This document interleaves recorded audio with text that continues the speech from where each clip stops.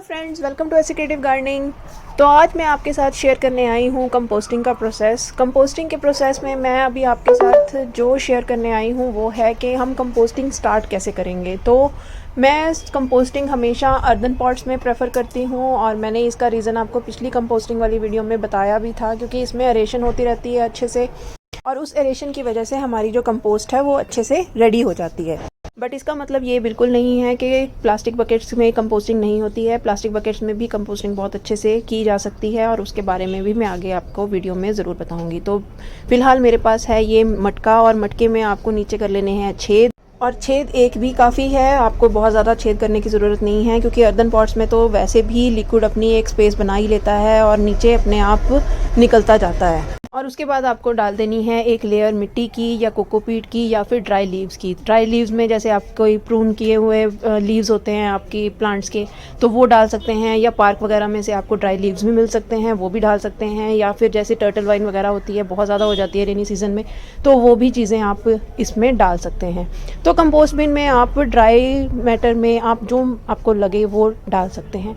और इस लेयर के बाद आपको डालना शुरू करना है अपना किचन वेस्ट। और किचन वेस्ट में आपके इवन के नट्स के छिलके, जैसे वॉलनट हो गया, पिस्ता हो गया, ग्राउंड नट हो गया, लहसुन के छिलके हो गए, प्याज हो गया, तो बस आपके पास जो भी किचन वेस्ट निकल रहा है आपको सिंपल कंपोस्ट बिन में डालते जाना है। और कंपोस्ट बिन में डालते हुए आपको सिर्फ और सिर्फ एक बात का ध्यान देना है कि अगर आप कंपोस्टिंग को थोड़ा सा तेज़ करना चाहते हैं या फास्ट करना चाहते हैं, तो उसमें जैसे अब मैं ये बड़े छिलके डाल रही हूँ, तो आपको इसको कर लेना है जितना आप इसको छोटा कर सकें। जैसे कि हमारे डॉक्टर्स कहते हैं कि हमारा खाना हमें अच्छे से चबा के खाना चाहिए ताकि वो डाइजेशन हो जाए। तो जैसे कि अब यहाँ पे एक ये गोभी का डंठल है, तो अगर आप इसको एज इट इज़ अपने कंपोस्ट बिन में डाल रहे हैं और एक हम जैसे मैंने यहाँ पे थोड़े से टुकड़े किए हुए हैं, तो जितने आप इसको महीन कर सकते हैं, जितना आप इसको छोटे टुकड़ों में बांट सकते हैं। इसी तरह अगर आप मिक्सी में पीस के इस वेस्ट को कंपोस्ट बिन में डाल रहे हैं, तो उसका जो कंपोस्टिंग का प्रोसेस है वो थोड़ा सा और फास्ट हो जाएगा। तो ये आपके ऊपर निर्भर करता है कि आप जितना टाइम लगाएंगे इस चीज़ को स्मॉल करने में, जो आपका वेस्ट है, तो आपकी जो कंपोस्टिंग है वो फास्ट हो सकती है। और साथ ही साथ जो आपका वेस्ट है वो ज़्यादा डल जाएगा, क्योंकि जैसे अब मैं मेथी है, तो मेथी मैं एज इट इज़ डाल रही हूँ, मैंने इसको कट नहीं किया जैसे सीजर्स के साथ या नाइफ के साथ। अगर मैं इसके छोटे छोटे पीसेस कर लेती तो वो ज़्यादा भी डल जाती और मुझे बार बार पुश भी ना करना पड़ता है, क्योंकि वो आराम से अपनी जगह बना लेता और जो कंपोस्टिंग है वो भी जल्दी स्टार्ट हो जाती। लेकिन अब इसको थोड़ा सा टाइम लगेगा गलने में। अब आप सोच रहे होंगे कि मैं जस्ट मटके को किचन वेस्ट से भरती जा रही हूँ और मैंने कोई लेयरिंग नहीं की है, मैंने कोई कार्डबोर्ड पीसीस नहीं डाले हैं, मैंने कोई ड्राई लीव्स नहीं डाली हैं, तो ये मैं बना क्या रही हूँ। तो मैं फ्रेंड्स ये बताना चाहती हूँ कि जैसे हमारी 6 जनों की फैमिली है और मेरे पास जो कंपोस्ट बिन्स हैं वो कम है, तो मैं अपने जो किचन वेस्ट है उसको ज़्यादा से ज़्यादा यूटिलाइज़ करना चाहती हूँ। अगर मैं लेयरिंग करने चली गई तो उसमें जो स्पेस जाएगी वो मैं किचन वेस्ट को ही देना चाहती हूँ। तो इसीलिए मैं जस्ट किचन वेस्ट के साथ ही अपने मटके को भर रही हूँ और जस्ट इसके ऊपर मैं मिट्टी डाल दूँगी, वो भी सिर्फ और सिर्फ इसलिए कि मक्खी या मच्छर वगैरह वैसे ना ज़्यादा भिन भिनाए। अगर आपके पास अच्छे से स्पेस है तो आप ज़रूर ड्राई वेस्ट बीच में डालिए, क्योंकि उससे जो कंपोस्ट रेडी होती है वो ज़्यादा अच्छी होती है, क्योंकि वो बैलेंस्ड कंपोस्ट मानी जाती है। इसके बाद आती है बारी कि हम जो लिक्विड है वो कैसे कलेक्ट करें। तो उसके लिए आप सिंपल 2 ईंटें ले लीजिए, उसके ऊपर मटका रख लीजिए और नीचे बेस के नीचे उसके अपनी ट्रे रख दीजिए, या फिर ऐसा कोई स्टैंड है आपके पास तो उसके ऊपर आप थोड़े से पत्थर के पीसीस रख सकते हैं साइड्स पे, कॉर्नर पे, ताकि जो आपका मटका है वो ज़्यादा ना हिले और जो आपका बेस है वो मटके का अच्छे से उसके ऊपर सेटल हो जाए। और नीचे आप उसके जैसे आपके स्वीट बॉक्सेस आपके पास वेस्ट पड़े होते हैं तो वो रख सकते हैं।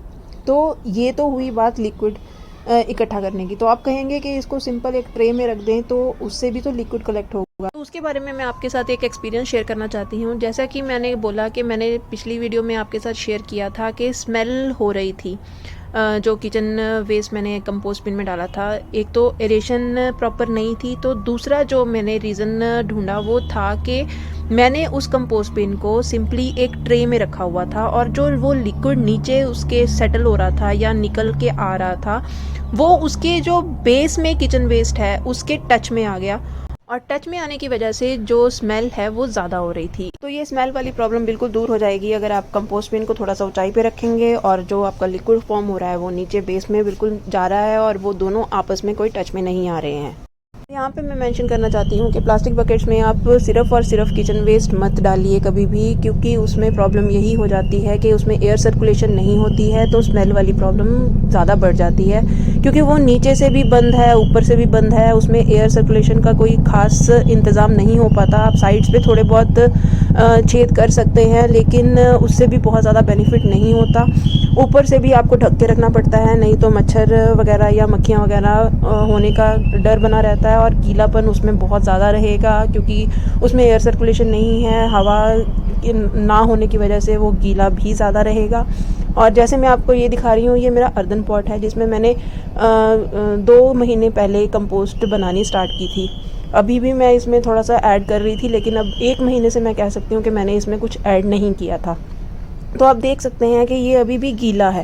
और जो गीलापन है वो आपके वेस्ट के ऊपर भी डिपेंड करता है। जैसे अब वाटरमेलन वगैरह के छिलके होते हैं तो उसमें पानी ज़्यादा होता है तो गीलापन ज़्यादा रहेगा, और ऐसे ही दूसरी चीज़ें हैं तो उसमें पानी कम होगा तो गीलापन थोड़ा सा कम होगा।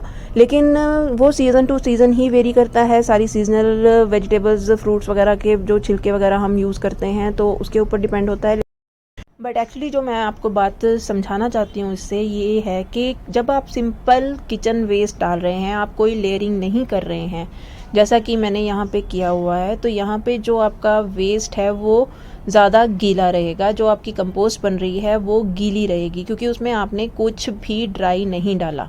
और यही जब मैं टी कंपोस्ट बनाती हूँ तो उसमें जब वो गीली टी वेस्ट हम डालते हैं या जो वेस्ट टी लीव्स हैं वो डालते हैं तो वो धीरे धीरे अपने आप ड्राई अप होती हैं, क्योंकि उसमें अंदर से ऐसे कोई गीलापन नहीं है। जो हमने सिंपली उसमें वाटर ऐड किया था वही धीरे धीरे सूख गया और वो जल्दी कंपोस्ट रेडी हो जाती है। लेकिन जब हम किचन वेस्ट डाल रहे हैं तो वो उसका जो लिक्विड है उस छिलकों में या फिर किसी भी चीज़ में, तो वो धीरे धीरे वो लिक्विड सूखेगा और जो आपकी कंपोस्ट है वो रेडी होगी। तो इसी वजह से आपको परेशान होने वाली कोई बात नहीं है, आपकी कंपोस्ट ज़रूर रेडी होगी, लेकिन यस थोड़ा सा टाइम ज़रूर लेगी वो। अब बात करते हैं कि कंपोस्टिंग के प्रोसेस को हम और जल्दी कैसे कर सकते हैं। तो सबसे पहला पॉइंट कि हम उसको जो किचन वेस्ट डाल रहे हैं उसको जितना छोटा कर सकते हैं, जैसे कि हमने पहले डिस्कस किया, जैसे या फिर क्रश कर सकते हैं तो उसको कीजिए और उससे कंपोस्टिंग फास्ट होगी। सेकंड जो पॉइंट आता है कि आप उसमें गुड़, थोड़ा सा दही या फिर वेस्ट डिकम्पोजर वगैरह या फिर बायो एंजाइम्स वगैरह डाल सकते हैं और थोड़ी थोड़ी मात्रा में 2-3 चम्मच लगा के उसमें ही आपकी जो कंपोस्टिंग का प्रोसेस है वो जल्दी फास्ट हो जाएगा, क्योंकि माइक्रो ऑर्गेनिजम्स अच्छे से डेवलप होना शुरू कर देंगे। थर्ड जो पॉइंट आता है कि आपने जो बर्तन लिया है, जैसे कि हम जहाँ पे ले रहे हैं कि मटका, वहाँ पे उसका जो मुंह है वो थोड़ा सा कम चौड़ा है, तो अगर आप वही गमला ले रहे हैं तो गमले में आपका जो कंपोस्टिंग का प्रोसेस है वो थोड़ा सा तेज़ होगा, क्योंकि वो एयर के कांटेक्ट में थोड़ा सा जल्दी आ जाएगा और माइक्रोब्स अच्छे से उसमें पनप पाएंगे। इसी तरह अगर आप ड्राई वेस्ट और लेयरिंग भी कर रहे हैं सॉइल की तो उससे भी कंपोस्टिंग का जो प्रोसेस है वो फास्ट होगा। तो बस फ्रेंड्स, ये था सब कंपोस्टिंग के बारे में, और अगर कुछ छूट गया हो तो आप मुझे कमेंट बॉक्स में ज़रूर पूछिए, और अगर आपको ये वीडियो पसंद आया तो प्लीज़ लाइक कीजिए, सब्सक्राइब कीजिए और शेयर कीजिए, और मिलते हैं नेक्स्ट वीडियो में नेक्स्ट टॉपिक के साथ। तब तक के लिए बाय बाय।